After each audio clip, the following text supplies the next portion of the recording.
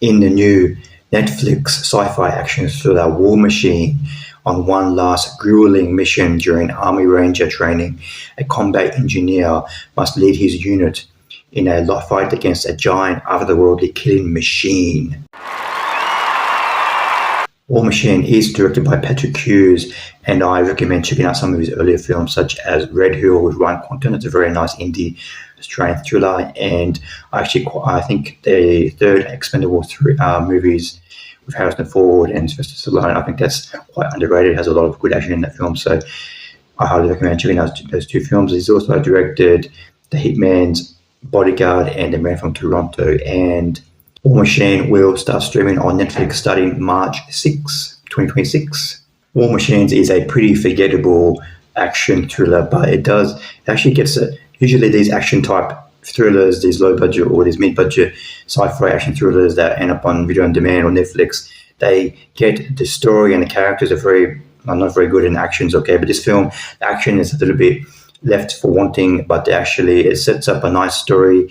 Alan Ritchson plays a Army Ranger engineer. There's a prologue scene at the start of the film where he is in Kandahar, Afghanistan with his brother, and they get ambushed by the Taliban, and at the end his brother ends up dying, and he promises his brother that he will do training for Army Ranger training, because it's a promise they made to each other when they were 18. And then we meet Alan Ritchson 2 years later, where he's in Army Ranger training, and he's just made at the age cutoff point. He's much older than the other guys and girls in the Army Ranger training, and he's one of the standouts in this training. The first 35 minutes of this film is basically just one of those corny, cliche army training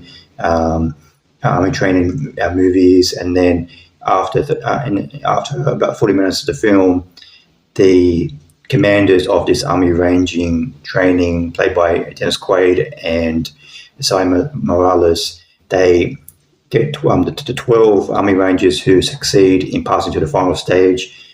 They get a mission, an overnight mission, where they have to go up into the Colorado mountains and find a rescue plane. And so Alan Ritchson is chosen to lead this 12 people group, and so they go up into the mountains, and then they're resting, having a 20-minute rest in the mountains, and there's like big something from the sky goes onto the ground. So they go and investigate, and they see this like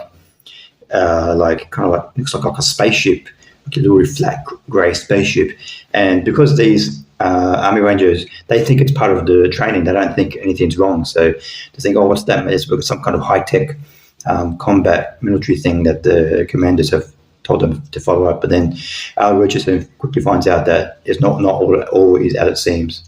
And then later on, this spaceship like comes alive, and then it like comes off the ground, and then it ends up looking some kind of like mech warrior thing. It has like the spaceship is like its head, and then little legs come out, and then for arms it has a gun, and you can shoot lasers, and then so it's basically the rest of the film is just this big spaceship gun thing, like chasing all of the army rangers, and then killing everybody off one by one. The thing is, not really much happens until maybe the 1 hour and 5 minute mark of the film, where this war machine starts to kill off everybody one by one. But the problem is, this war machine is so slow, and it walks like this, and then basically these army rangers, they can just like if they run for like half an hour, they probably can't sit anymore. And I understand this war machine can. Like it can block GPS, it can block the communication. So these army rangers, they're stuck in the mountains. They can't like talk back to their commanders at base, because this war machine has blocked all the communications and all the GPS. So these guys are basically lost in the mountains. They have to rely on their GPS in their brain to find out where to go. But this like war machine has no personality. It's just this like thing that just like shoots, and that's it. And it just doesn't root for it. And during the whole film, you don't really have any sense of danger or threat. And most of the action scenes in the movie section of the film are just this war machine, and then the army rangers are like running through the mountains, and then the camera zooms on them very quickly, and it's like running, and there's no camera, and there's no like invented camera angles, and there's no invented action. It's just very generic type of action you always see many times before. But there are some nice scenes later on in the film where the Mecha Warrior, these some of the Army Rangers that have survived, there's about 4 or 5 left, and they get into this like war buggy, and then they're driving along the dirt path, and a war machine tries to chase after them, and then it's shooting them. So there's a couple of nice scenes there, and at the end of the film, Ritchson ends up surviving by himself, and he ends up capturing. He ends up in some kind of like little deserted army base, and he ends up like tricking, like setting up a set trap for this war machine, and then like kind of like a homage to Aliens, where Sigourney Weaver, she gets into this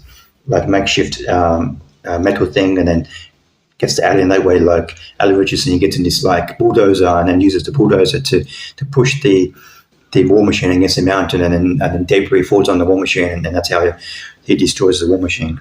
But what I do think that this film gets right is the development of Alan Richardson's character, where he lost his brother in Afghanistan, and then he has a lot of PTSD throughout the film, a lot of flashbacks. And I actually found, I understand it's a little bit cheesy, but I actually found his character quite compelling and his story quite compelling as the film went on.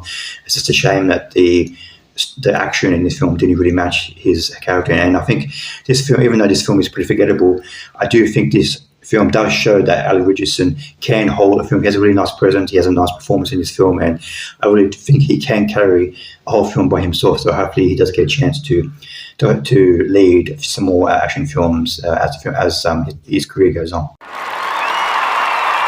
I give War Machine 2.5 stars out of 5. I did like Alan Richardson's performance and his character throughout the whole film. I really did feel for his character as the film went on. But actually, unfortunately, the action in this film doesn't really match the story. It's just very forgettable. There's not a lot of inventive action in this film. It's very generic. And the nemesis in this film, the War Machine, is very slow and not very like intimidating or threatening. And so this film was a little bit of a mixed bag. So what did you think of War Machine? Please comment below what you thought of the film. See you next time. Bye.